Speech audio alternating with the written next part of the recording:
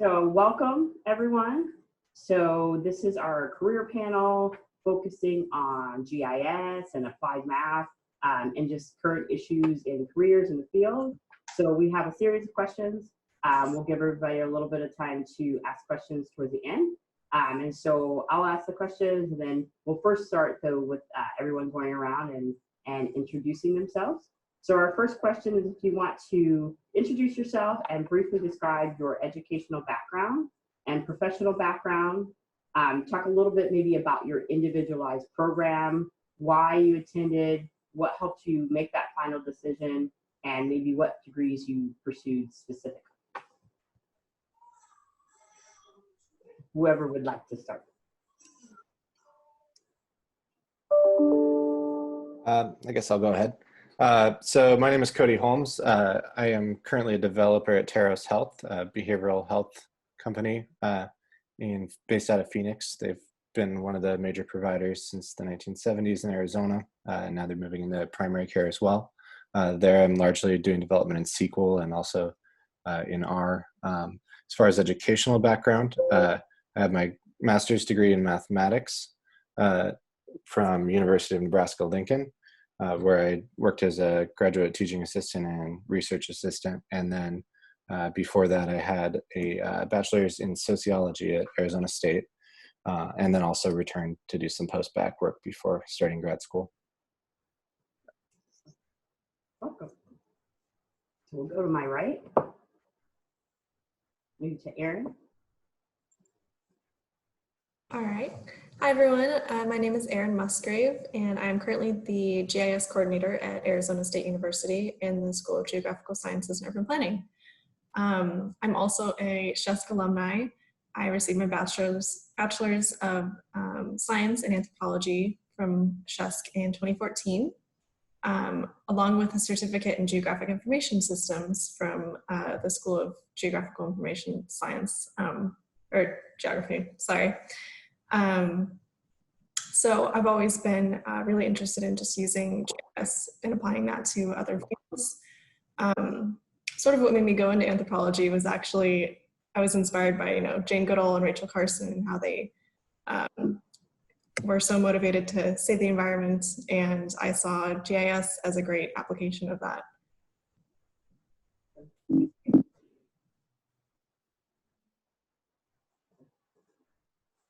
We'll go, so go ahead and to the next person for introduction. So Baltazar. Hi everyone, my name is Baltazar Espinosa. I'm a postdoctoral scholar at the Simon Levin Center at ASU. My current position is actually an intermediate step between receive my PhD and become a professor. And my work focuses on study population dynamics and epidemiology. And basically I create mathematical models that are inspired in biological concepts.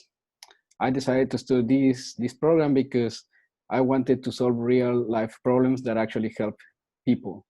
And I actually got a bachelor's in Mexico at the University of Colima, but that was in pure math. And then I switched to applied math because I find it more intuitive. And actually I was able to solve this type of real life problems. Thank you. So our next question is maybe you could describe a little bit more about your current position, highlighting how leadership and communication are important for your main duties. So my current position is largely centered around the business intelligence department at Terros. So we're producing a lot of the internal products that are used by the organization to make all the big decisions and also just to manage their large population. They initially brought me on with kind of the idea of doing more predictive analysis and optimization, which is where my educational background falls. Although, well, we've come to find we're perhaps not quite ready for that. In most cases, there's kind of a lot of data maintenance and cleanup and preparation that's going to need to be done before we can really go all out with that. So a lot of the work lately has been kind of building up our data warehouse, restructuring it, doing lots of cleanup, building a lot of custom templates for providers to use, a lot of training, a lot of interdepartmental work, trying to find solutions that work generally across the company.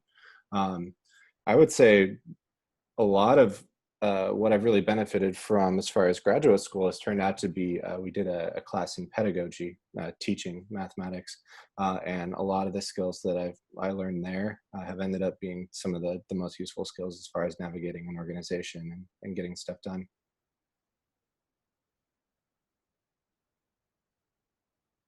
Whoever wants to jump in next, go ahead. I'll go next. So I'm currently the GIS coordinator at the School of Geographical Sciences and Urban Planning. I'm really lucky that my role lets me do a lot of different things, actually. So I teach part-time for the Masters of Geographic Information Systems program, our MAS-GIS program. I've also developed a class for the Cronkite School of Journalism and Mass Communication, developed as a class for the investigative journalism students to learn GIS tools and skills, sort of like a little master class for them. So it's really cool that I get to kind of work in like science communication, helping other people learn how to use GIS as a tool and resource. I also work with faculty on their research projects and kind of contribute to their research and any GIS analysis that they need. And I also serve as a liaison between faculty and students that are interested in GIS, helping to educate the students about our resources, different events, and lots of career opportunities.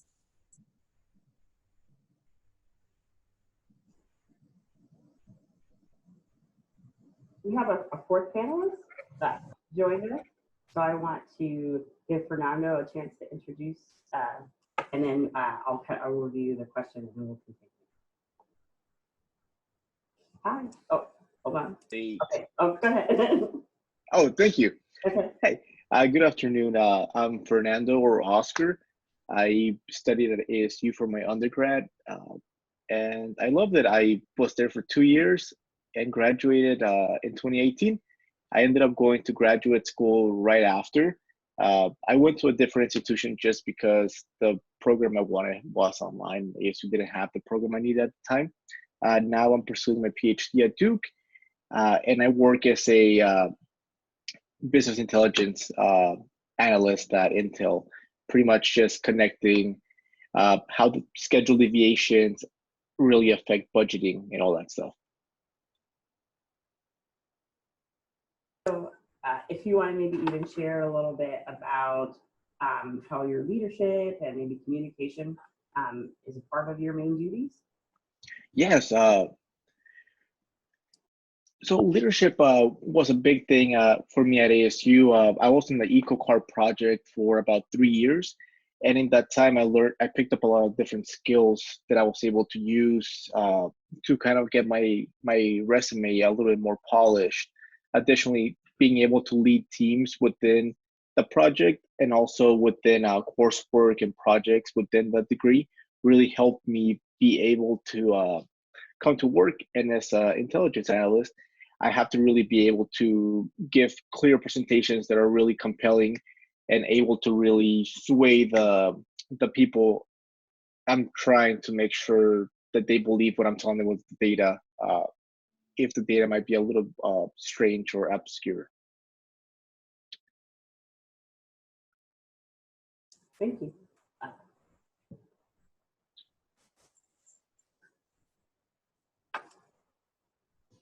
Baltazar, you want to talk a little bit about your communication leadership and how that fits into some of the things you're doing?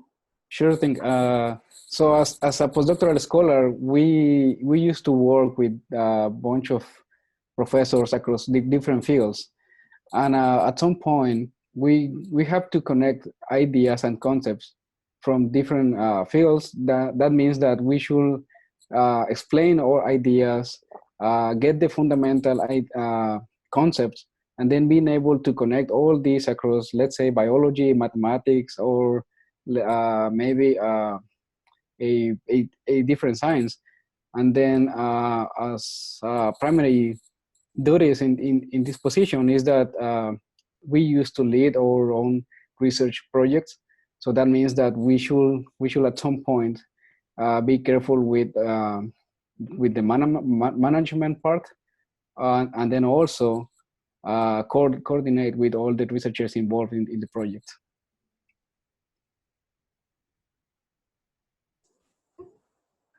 I guess I'll take a minute. Does anybody have any follow-up questions kind of with their current positions and kind of their journey to get to where they are right now? No, everybody's good so far? So far, so good. Okay. So our next question, what are some of the rewarding and challenging aspects of your job? And in regards to challenging aspects of your job, how do you use critical thinking and problem solving to address some of those challenges? So I think one big thing as far as rewarding for me, my fiance is a nurse at a large hospital here, and getting to hear a lot of her experiences on the front lines of healthcare has, I think, really attuned me to some of the challenges and kind of how little voice those people have in their organizations sometimes. And there really are a lot of challenges in healthcare right now. So I think one thing that's I've really enjoyed and feel good about when I go home is kind of having that perspective and looking for ways that sort of making the frontline workers' lives better and the customers' lives ultimately better through that. And the way those two can align is often really rewarding. And that kind of makes me feel like I'm making a difference, even if it's maybe something a little bit small. And that's awesome when incentives align like that. As far as challenges, I think one of the biggest challenges is, just communication. We work in a technical field, especially when you're working in a company rather than in academia. A lot of the people you're communicating your work to don't necessarily speak your language. So that's always a challenge. And not only is it just communicating the concepts, but also sometimes convincing people when you kind of know a solution is the right way to go. And so I think one thing I've really picked up there to solve that challenge is just kind of bringing people along on the journey of finding that solution with you. You don't just tell them, here's the problem, this is what you do, but you bring a problem to them and you say, what's going on here? Can you figure it out with me? And you might know exactly where you're going, you know the solution, all of it, but if they arrive at that and feel like they did it independently, I think it can make a big difference.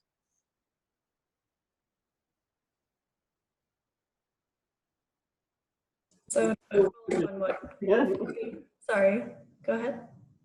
Okay, so to follow up on what Kody was saying, yeah, I love that my job, the rewarding parts are that I get to work on research that benefits society. And I also get to help teach students really useful skills that they can use and apply in their own careers. But again, the most challenging aspects are communication, project management, time management. Less relevant for me, but sometimes just getting funding and grants for your research, the money to do things. One of the really great things about GIS, though, is that it produces a visual output. So people can actually see what the problem is and understand it better.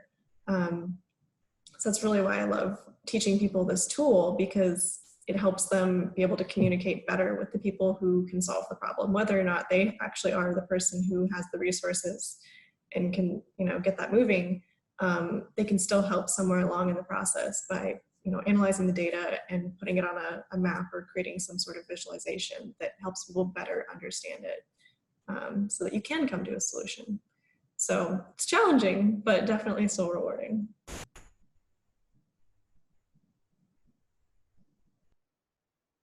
So whoever wants to jump on in.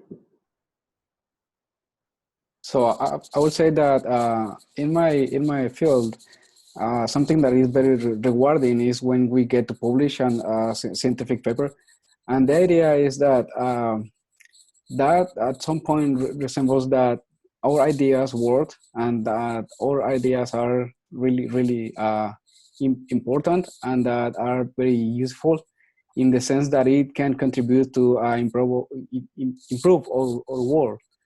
The challenges comes from the design of the mathematical models, and then how do we incorporate the data that is available into our models, because we tend to use data that is somehow related to what we do, but is not specific to our mathematical objects.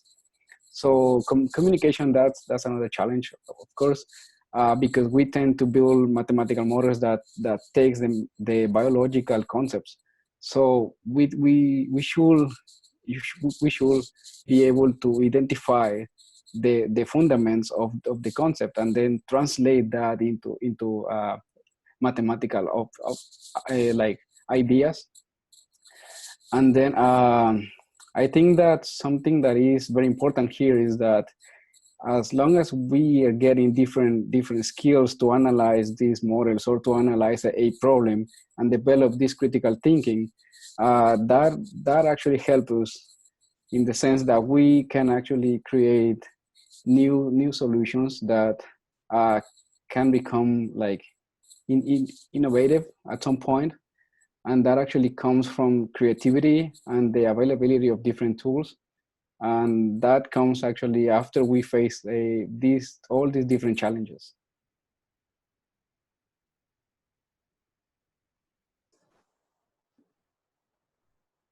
All right, I'll jump in here. The first part, rewarding.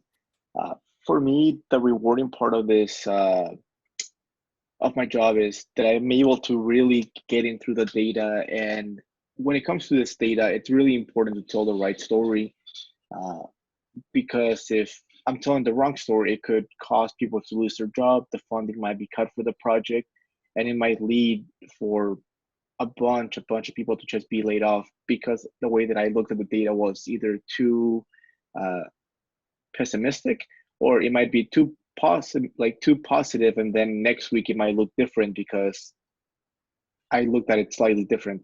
So I always take the route to be able to really look at the data in a really fair, analytical manner and not put my biases into it too much.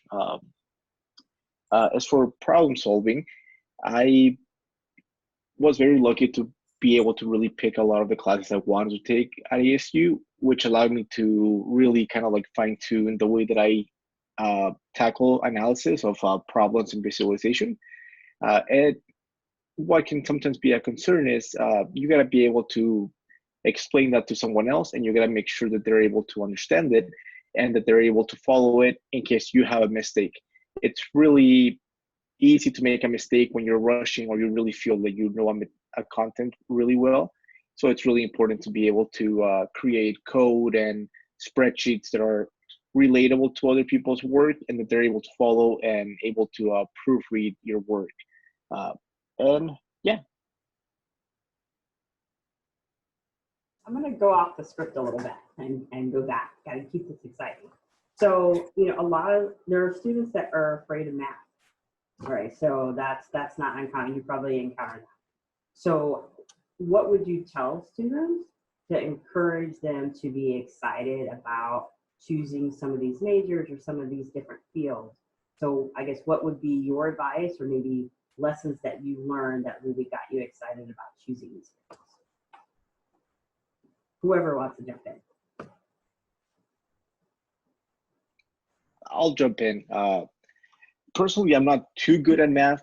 So for me, it was a big step outside of my comfort zone to go through a math major. And the best thing I could tell other students that are considering going into math but are iffy, a lot of the curriculum is very flexible for you. So you're able to take courses that really align with what you're looking to really become good at. For me, I took a lot of like data analytics courses, and it gave me those really strong backgrounds in my optimization, my coding that was going to allow me to do data analysis for a living. And ultimately, when I applied for graduate school, due to the fact that I had such a wide array of courses, they were still able to gave me admissions to different programs that I was applying to. And I wasn't restricted to just math or physics. I was able to apply to engineering, physics, and other majors just because my curriculum was just so broad. But at the same time, I was able to really specialize in a specific area that I feel would be the best to get a job afterwards. So students shouldn't be afraid of it. Nope. That they can look at different areas, and just by taking the courses, they can strengthen their skill set. Yes, it definitely, with a little bit of studying, a lot of reading, and a lot of teamwork, anyone can pass the courses. It's gonna be the same in pretty much any other major, except with math, you gotta be a little bit more team oriented to make sure that you're able to learn from other people's streams. Other people want to jump in, other panelists? I mean, I would echo that in terms of I don't feel like I'm a natural at all, despite now having a master's in mathematics. I would even venture to say I'm probably naturally not great at it, but I think I just kind of realized that it was useful and kind of a superpower to a lot of the areas where I was interested in things, and ended up just working hard at it. So I think just the fact that I have a degree in it's probably some evidence that you don't have to be particularly smart. But yeah, I mean, that's the biggest thing for me is I think it took me a really long time to figure out what I might want to do and what interested me and would continue to interest me long term. And this was a skill that just carries over from industry to industry, from subject to subject. I've been doing work in entomology and pest control and agriculture and epidemiology and all these different areas before I found myself where I am now. And all the skills transferred.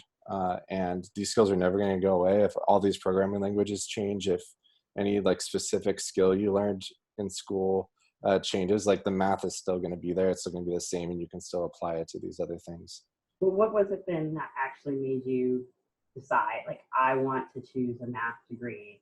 Like, what was the aha moment? You're like, this is what I want. So initially I went back to do biology. I just wanted to do something science oriented.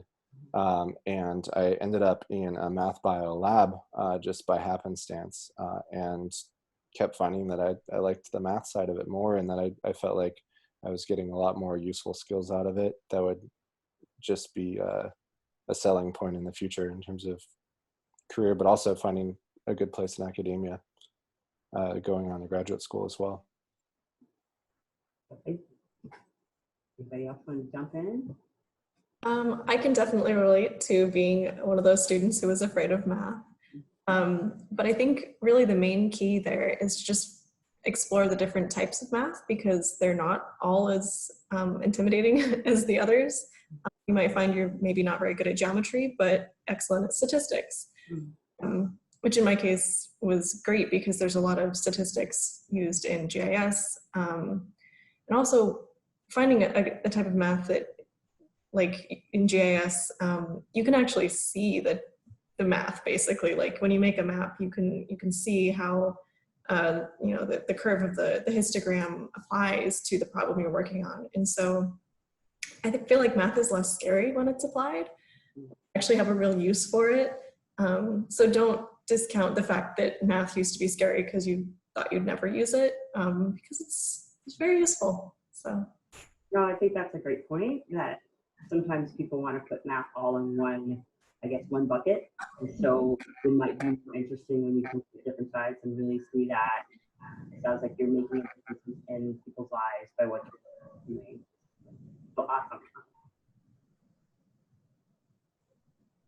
So I think I would like to highlight something here. I have a bachelor's degree in math, and I have a PhD in applied math.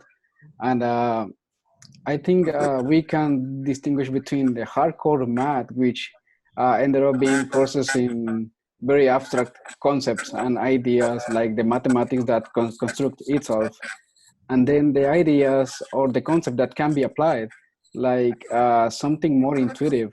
Because in epidemiology, we used to develop some kind of analysis that ended up using only mathematical tools that we learned on high school at some point. It's just like the integration or something specific that can help us to understand certain concepts that are not related to mathematics, but instead we analyze them using mathematics, and then we translate those ideas, and then we interpret these insights into the biological concepts or a different field. And the idea and the very important thing here is how do we interpret all these mathematical insights? And that is what is very valuable in the in my field as in applied math. So the idea is you don't need to know very high level math in order to do research or to do something that is really, really important. The idea is how do you connect the dots so that you create bridges between different concepts. And then with that, you find solutions that were not incorporated previously. So in terms of studying math or applied math, I think that the important idea is to understand how can you use the concept, even the basic ones.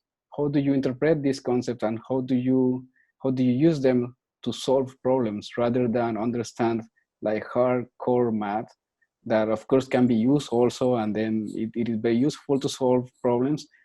But at some point, I think that besides getting more math skills, at some point the interpretation and the way that we understand these concepts is very important, so we are able to use them not only to remember what is what is for the exam, or what I need to do to pass this course.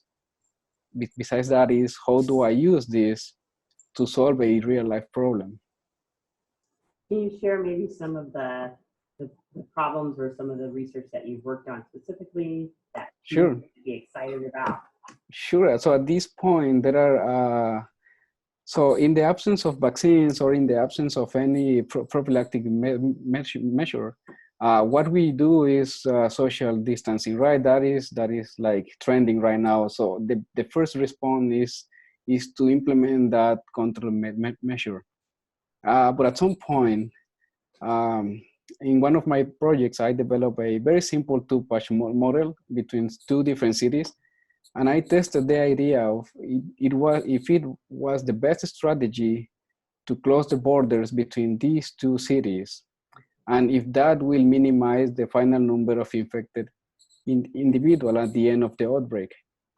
And with this very simple mathematical model, I was able to identify some conditions where this control measure was the best response, but there are some other conditions where this control measure is not the best one, in the sense that it is possible to reduce the final number of infected people in the overall system if we allow individuals to move from city A to city B. That is counterintuitive.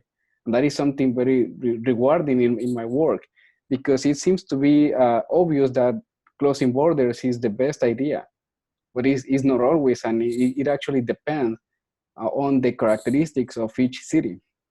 Now we're talking about more specific things, like what is the quality of the healthcare system in city A and in city B. And we can build very sophisticated models, but the idea is how do you capture these mechanisms or these ideas using the most simple math model that you can create, so that you can do math. And what I ended up using is a bunch of computing tools.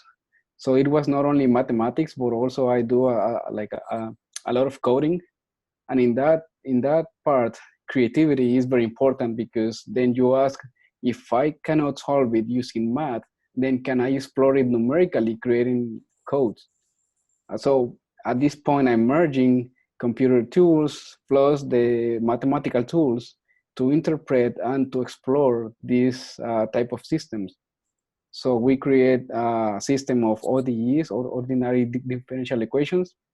We study these ODEs using the classical theorems that we use in mathematics, But besides that, there is a border where we cannot continue doing analysis with the classical tools, and there is when I start working with my codes to explore something that is beyond the classic mathematics.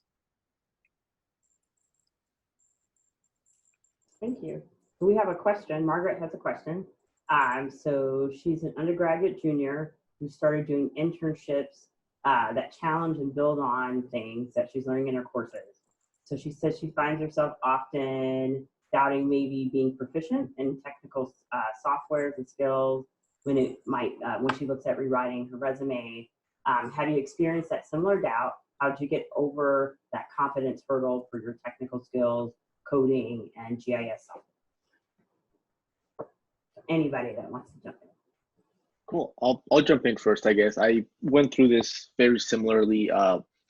I was really struggling to kind of like quantify what I did because some of the courses in the math curriculum are very abstract, and you really can't be putting on your resume like PDEs.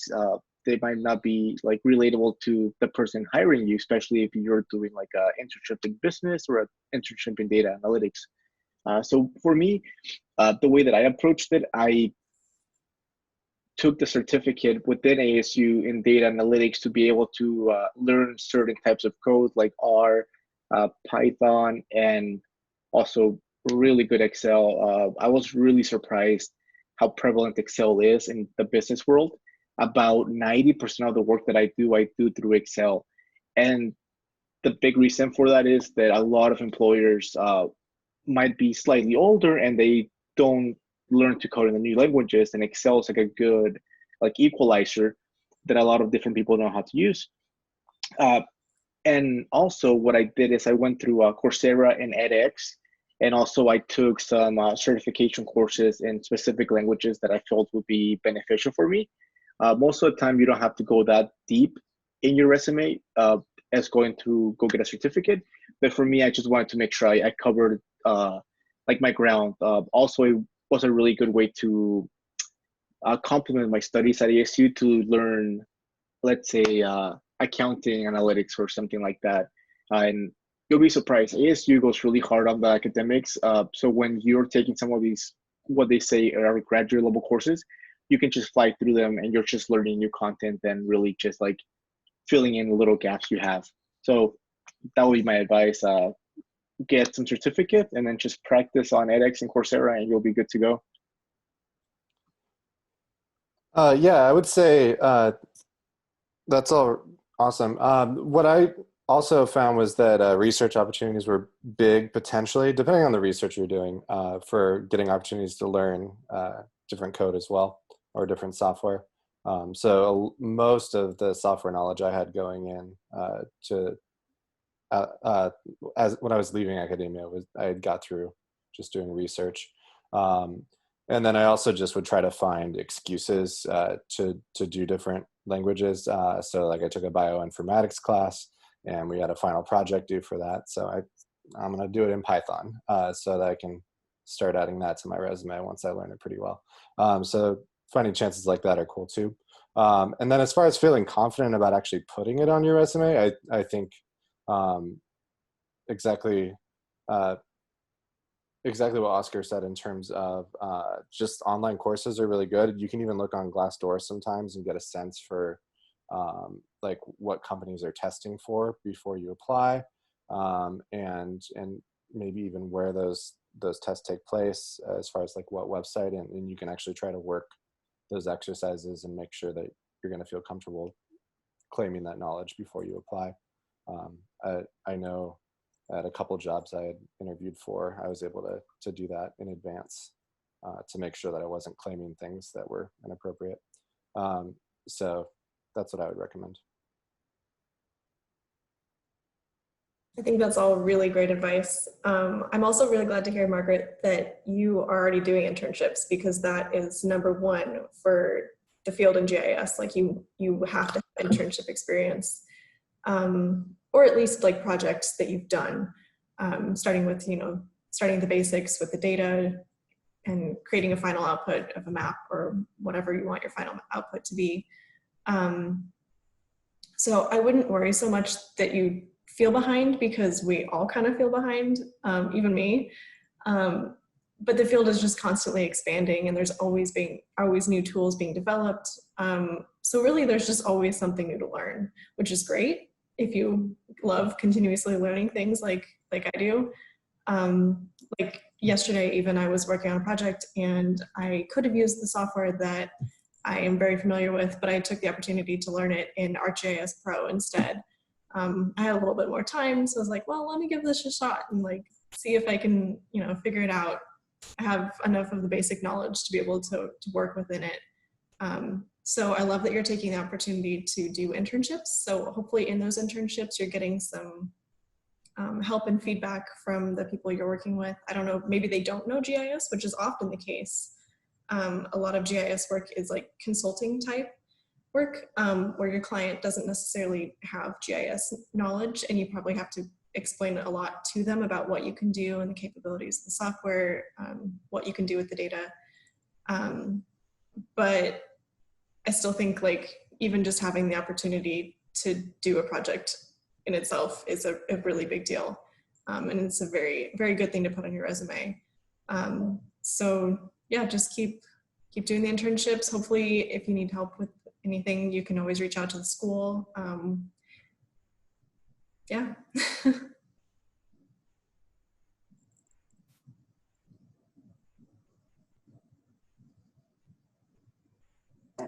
So Jenna, are there any other specific advice that you would have about your resume and kind of how to market that? It's from the career services side. I think a great chance to jump in there too. Yes, absolutely. I was actually just thinking about that as well. So definitely with those technical skills, I know we've talked about this a little bit, but feel free to include that proficiency with the skills that you have listed. So even if that's beginner, you want to be as transparent as you can with employers about where you are in that skill level. So beginner, intermediate, advanced, proficient, however you self-identify, feel free to put that on there. It's not necessarily a bad thing. It depends on the opportunities that you're looking at, but just be transparent to the best of your ability and self-aware with where your skill sets actually lie. And that is awesome that you already have those internship experiences, projects as well. So really leverage those in your applications. Make sure that you have those strong accomplishment statements, those details. If you, plug for career services, we can help you. So if you haven't had someone review your resume, we are fully functional, can review your resume, help you in that preparation phase as well. But just having those strong accomplishment statements and then continuing to build your network as you're able to as well, and being open-minded with opportunities that you seek, because sometimes we're looking just at one opportunity and you might be able to utilize some of those same skills in various industries or disciplines that maybe you haven't considered before too. So think about that as well.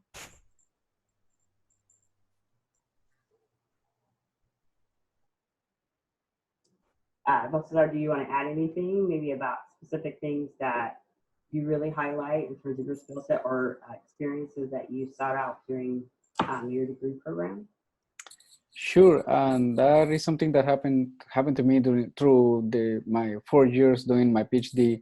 Actually, I found that it was very important being able to connect these math ideas with coding. And what I found very useful is that in my field, actually, we are able to find a bunch of published papers with some results that are based in pure theoretical ideas and some others that are based on computational plus theoretical ideas. And then what I used to do is that if I wanted to test myself over a certain skill, I went and choose a paper and tried to replicate these results. And then if I was able to replicate the whole analysis, then I was confident that I really understood the mathematical concept. Plus, I was able to develop all the code needed in order to get these results that are already published, that are peer reviewed, so somebody else already revised them.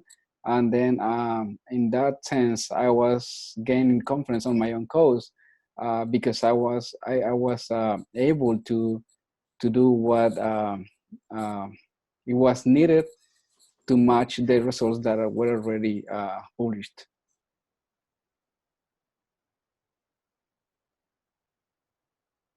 Thank you, everybody. Okay, so we'll go on to our next question. What are various entry-level jobs or internship opportunities within the industry? Because again, as our students are thinking about what can they do now while they're still in school to gain experiences, or a common question that students and families ask, if I choose some of these majors, what kind of job can I get? Can I make enough money to really support myself? So a little bit about both. So internships while they're still in school, but the type of entry-level jobs that might be available for these majors.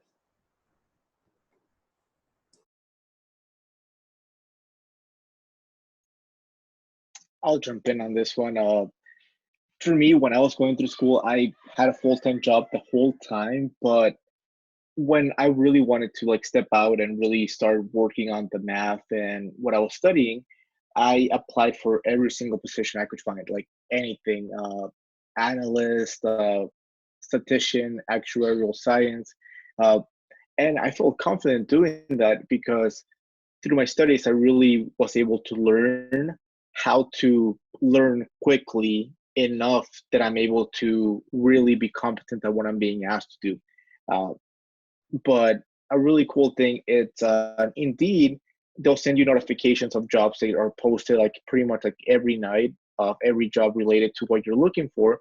So in my case, I typed in math, analyst, analytics, visualization, any keyword that's related to the field that you're working on. They can send you like a notification. Also on LinkedIn, it's really important to go ahead and have your connections with your professors and your classmates, because sometimes a lot of them are already working or they have connections in the industry and they're able to kind of like help you restructure your resume in order to really be more competitive for these entry-level roles. It may seem like it's impossible to get in, but as long as your resume gets cleaned up, you're really editing it every time you're submitting it for a specific job. And if it's a job that you really want, you should really take the time to write the cover letter, very specific to why you're the right candidate for that. It might seem like it's a lot of time, but if it's like exact job you want, go through the steps and your resume should get really updated and cleaned up to match what that job posting has. Connected to that, on Indeed, you're able to take a little quizzes that are about 10 to 20 minutes long, and you can show your competence in Excel, spreadsheets, or Python, or anything you might think that might be valuable for employers to know that you're strong at. And also sometimes employers send those quizzes to you for you to take, and then they can see if you're really good with a specific set of softwares or strategies.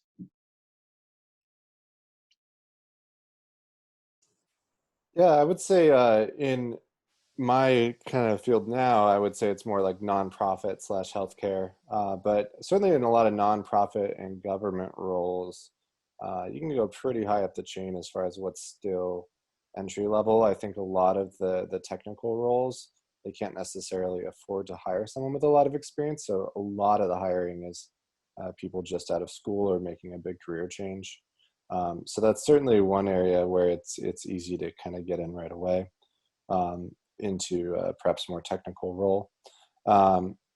And the other things I would say, when I first started looking for jobs out of school, it was kind of a last minute decision when I decided that I wasn't going to keep going and do my PhD.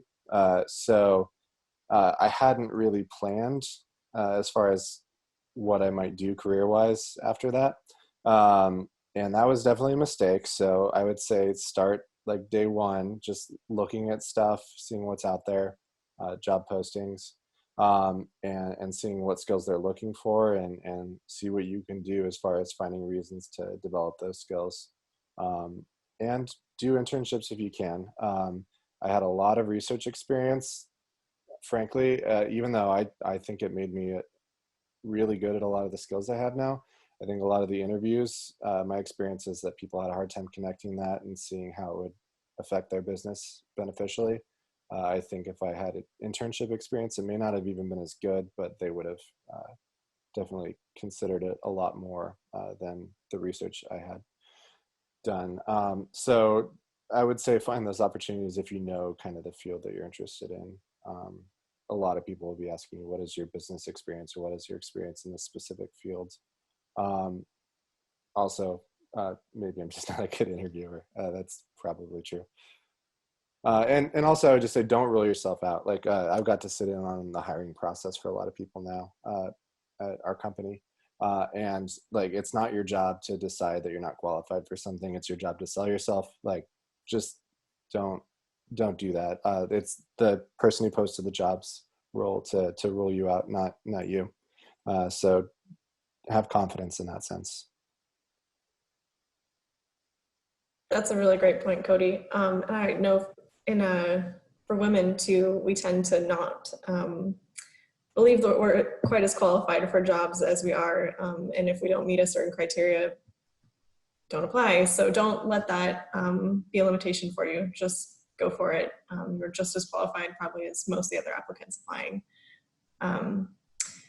What was I going to say? So the positions for entry-level jobs in GIS are actually, we're pretty lucky because they're easy to find. Usually if you type in GIS to any job board, you will find things like GIS technician, GIS analyst, or a GIS specialist. And those are all pretty entry-level positions with lots of ability to move up in the career chain too. And you know, salaries vary as well for each of those, but a lot of companies have someone working in GIS. I'd also like to say that internship opportunities are everywhere because pretty much every company, organization, or data project potentially uses some form of location-based data. And if they have location-based data, you can use it to do GIS analysis. So really just ask around. If there's something they're really passionate about, I would recommend asking, or trying to get an internship in that sector or field or for that organization. So for instance, when I was an undergrad, I was a volunteer for the Phoenix Zoo. And I knew a lot of people that worked there. I knew they didn't have a GIS specialist. They couldn't hire me necessarily to do work with animals, but I found a kind of niche thing and talked to their marketing department and found out that they had a bunch of data just sitting around from like historical membership sales from back until, since the zoo opened basically. And they didn't know how to use it. They didn't know how to put this data together so that they could understand how the patterns of membership had changed, where people, were buying memberships around the valley because, Gilbert didn't used to be a town. Now it existed. And, maybe people were buying memberships in Phoenix because they saw a billboard, things like that. So I actually took their data and analyzed it using GIS tools and allowed them to see the spatial patterns within their data that they've never explored before. And so I could help them make decisions about where to put up new billboards, where to target their marketing so that they could be more effective with their limited resources. So the internship wasn't really in environmental conservation like I'd hoped, but it was with an organization that I really care about and still something that I'm passionate about doing. So if you can find something like that, just go for it and come talk to me or others in the School of Geography, and we can help you reach out to these organizations or companies, talk to them to set up an internship that's really going to be something you're interested in and proud of. So. Let me ask you a follow-up question. So you mentioned the different entry-level positions. So what might a student start off doing in some of those entry-level positions? Like you mentioned the specialists and some of what might they do? They'll be probably doing something similar to like what they would learn in the certificate programs, doing some coding, working with data probably every day. I myself haven't actually worked in one of these traditional roles. And I know that you'd be doing it depends who you're working for, but there's roles like this within cities and counties, governments. It's a very popular position. Typically, there's not a big team of GIS specialists unless you're working for like an entirely GIS focused organization. There's also consulting groups where, you might be working with a team, but these are often positions where you're like the sole expert. So you do want to feel pretty confident, but there's always space to learn. So don't feel like if you just graduated that you're not qualified for these positions, because you still would be. You never know exactly what they're looking for. They might have someone there to train you, and they might even offer training on the job. So just know that if you're graduating with your GIS certificate, or have taken a few GIS classes throughout your undergrad or graduate career, like you could still work in one of these positions if you're willing to learn a little more to be comfortable.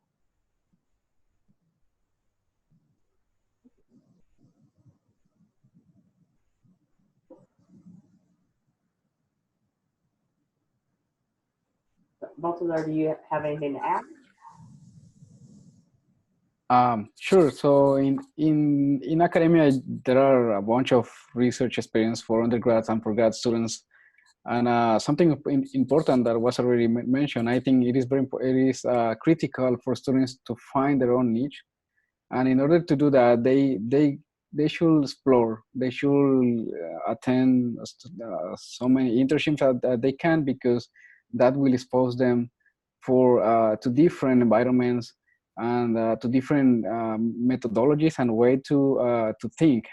It's not only like saying I'm doing applied math, but I mean you can do applied math in many different ways, and then depending on the tools that you're using, and depending on the focus that that particular program or research internship is doing or is offering, then you will get to experience some of other challenges. So something important, I think, is attend many internships, find your niche, and then after that, identify what are the critical tools and the critical theory or the critical knowledge that is needed in that field or in that niche. And then after that, build yourself on that. Thank you. Anybody, any follow-up questions? Okay, so our next question is, what advice would you broadly offer to students? So ideas, but not limited to social media, attire for interviews, not burning bridges, relevant work experience, management versus like entry-level jobs. So I guess just any tips or advice or even things you wish you would have known that you would want to offer. I'll jump in. So for me, like I was very lucky to be given a bunch of interviews when I started applying, and through the process of applying and going through those interviews, I really learned how to behave through this interview process and different interview environments. Sometimes we'll be meeting with one person, sometimes it's a team, sometimes it's multiple interviews through the day. And you have to be really ready to answer questions about who you are, your resume. So my biggest advice would be for your interview, make sure you're dressed properly. I always say dress to impress. Even if you feel like you might be a little overdressed, I would say go for it. You know, like it's you're doing your interview. This is like your first impression. You want to make sure they're excited and that they know that you're really putting your best foot forward for this interview. It really shows a lot of attention to detail, I feel like. The second part would be really know your resume. Sometimes people add little bullet points from other resumes they might have found online, and that's fine as long as you can really speak to them. Sometimes the interviewer might really dig into one specific point, not to be mean, but because they find it interesting. And while they might not try to derail you, it might cause you to give answers that are not clear. Also, you might not be as enthusiastic about a given topic if you'd never worked on it or you really don't understand it. And for me, I'm a big talker, and I really like to kind of like sell what I'm really talking about. And I really just advise everybody, like really just make your resume on topics that you're really interested. That way you're really able to like bring that enthusiasm and show that you're the best fit because you're excited about the role. When I applied for a load of entry level positions, and I also applied for some management ones. having been that I had been working for a while prior to graduating, I was really lucky to kind of do both. But being a technical role that I chose to undertake and like pretty much data engineering, I wasn't really able to become like a data engineer manager right off the bat. So I was really able to kind of like take a step back and take an entry level role where I had a manager that was really skilled, and I was really able to learn from them and really pick their brain the whole way through on how they moved up the chain or what skills they had that I really needed to gain in order to keep moving up and eventually become that manager that I was prior to. Yeah. Thank you.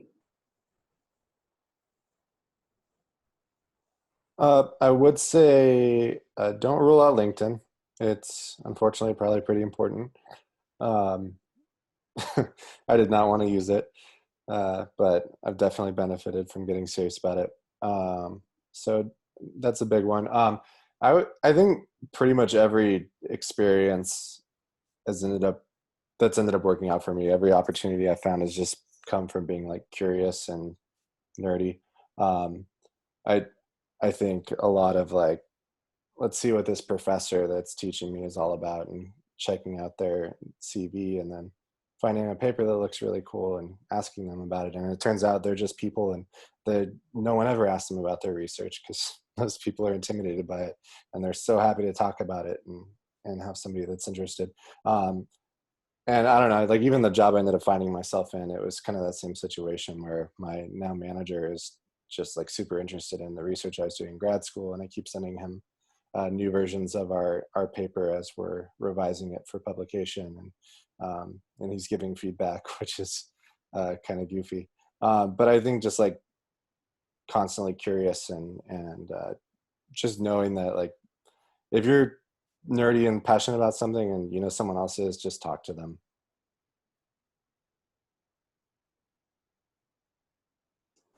Thank you.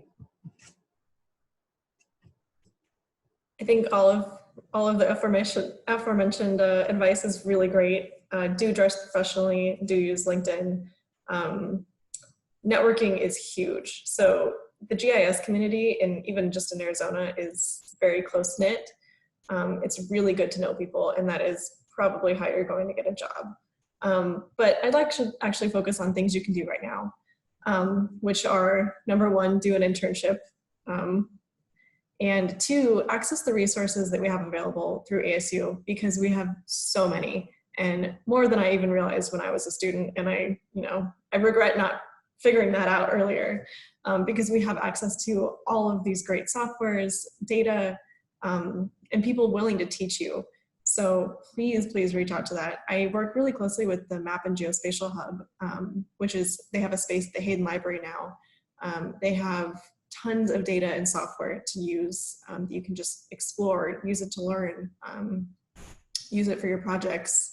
You won't have access to it after you leave ASU, so use it now. And it's really useful because your employer, you can say, oh, I've tried this, I've done this project and this, even if it's your own project and it wasn't, a formal internship. I love seeing that people take initiative just to learn things. I think that is huge. And that's a really common thing in the GIS community too, is we teach ourselves a lot of things. So I think that's a great thing to do. So number one is do an internship, and two, check out all of the resources. And if you have any questions about those, please come see me.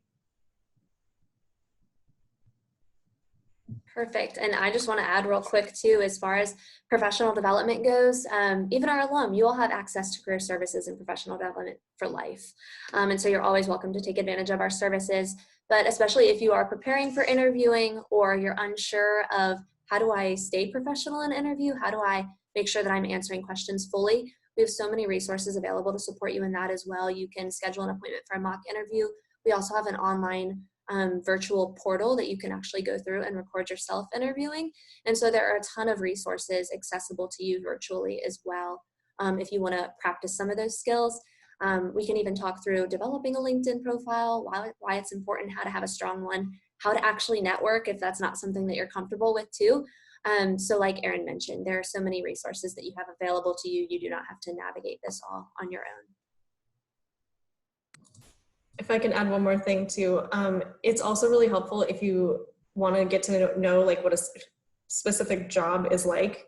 Find someone with that title and just reach out to them and ask them what it's like to work there or what they do every day.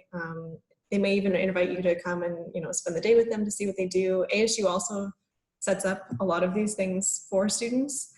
So yeah, just take advantage of that. Everyone's willing to teach you, I promise. It's very rewarding for teachers to be able to help people. So let us help. And I'll add one more thing on there that I completely deviated while I was entering, about answering questions while you're in the interview.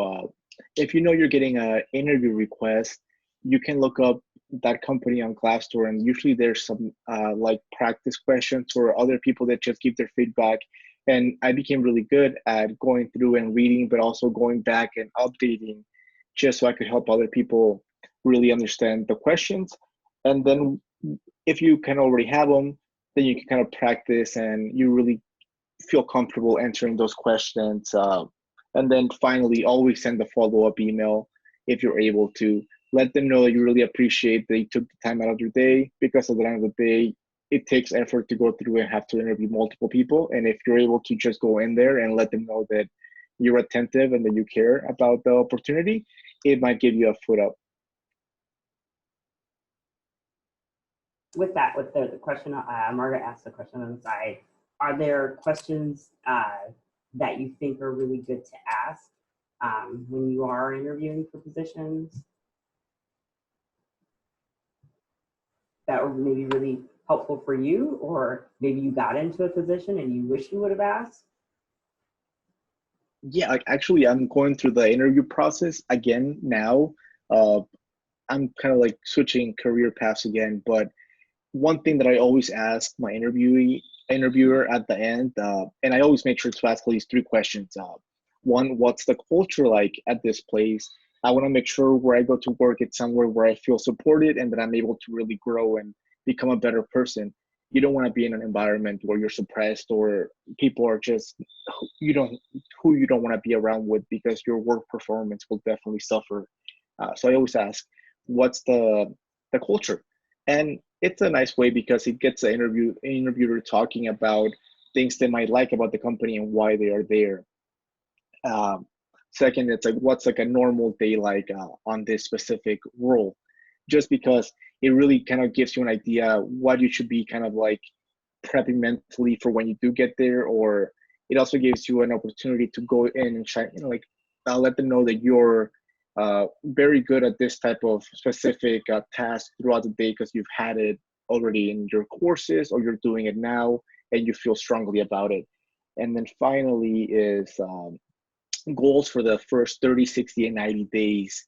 That way you're also able to kind of quantify what you should be looking at to really hit your milestones in order to make sure your employer is happy with who they're hiring. It also lets the employer know that you're looking ahead and that you're really looking to make sure you're giving a good impression from the start till your first review or whatnot.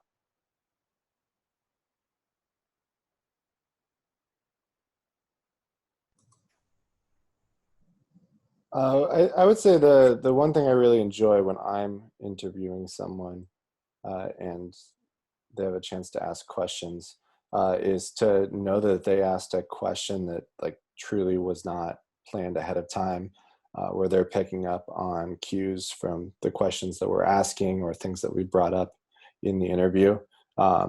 It shows that they're engaged. It turns it from this horrible, awkward interview situation to something more conversational. That's probably my favorite thing that I see.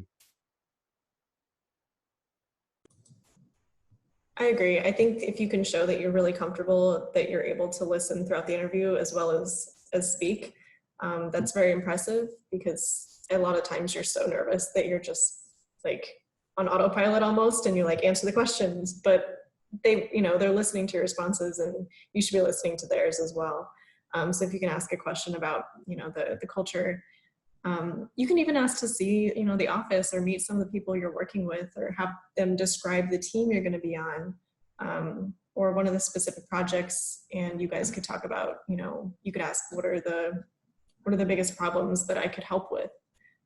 So being, showing initiative and being proactive, and remember that it's a mutual exchange too. Like, you need to be comfortable in that job and you need to feel like you're going to succeed there. So ask whatever you need to, I say.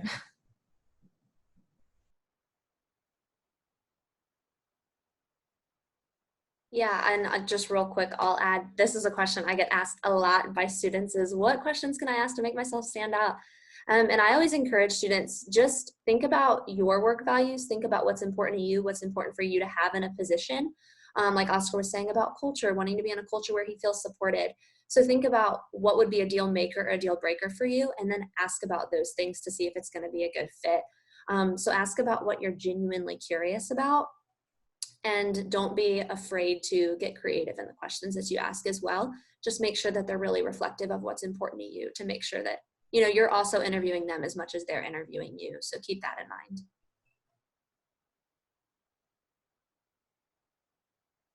So one of the questions that I like to ask is, what is the philosophy of the institution? I'm not sure if this applies to industry, because at some point you would like to know that you are in the right environment where your expertise will be valuable. And one of the questions that I like them to ask me is, what can you offer to us, or what can you, how can you contribute? And this comes because I was about to suggest or to tell students that versatility is something very, very important, in the sense that being able to connect dots across different fields, being able to connect ideas using different concepts, and being able to learn particular skills that are important for your new jobs will actually highlight your ability not only to develop a good job with the tools that you are showing up that you already know, but also that you will grow up in that job. So the idea is that in a world that is even at this point valuing more and more interdisciplinarity, where innovative ideas comes actually from integrating ideas that and knowledge, and of course skills that comes from different fields, versatility is very important. So you would like them to realize that you are valuable not only for what can you offer right now, but also for what can you offer them in the future.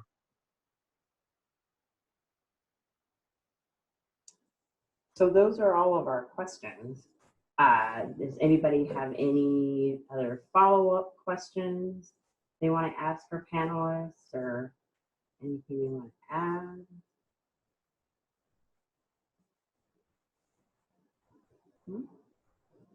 Okay, well, we want to thank each and every person for sharing your expertise, taking time out. We heard a little bit about academia, the different industries, things to maximize while you're a student here, some opportunities in terms of entry-level positions, and of course, all kinds of resources available here on campus to help you be successful and maximize your skills. So hopefully everyone will take this information and apply it, even in these kind of unique times that we're in, and move forward from there. And you have all the resources. We will send a follow-up survey, and I know there's also some courses through GIS if you're not a GIS major, so you want to strengthen skills there. There's different courses that you can take for applied math and other courses that are application-based, actually through ASU. And our panelists mentioned ways that you can get involved, data sets that are available to you. So hopefully everyone will take advantage of that. So I'm going to stop recording.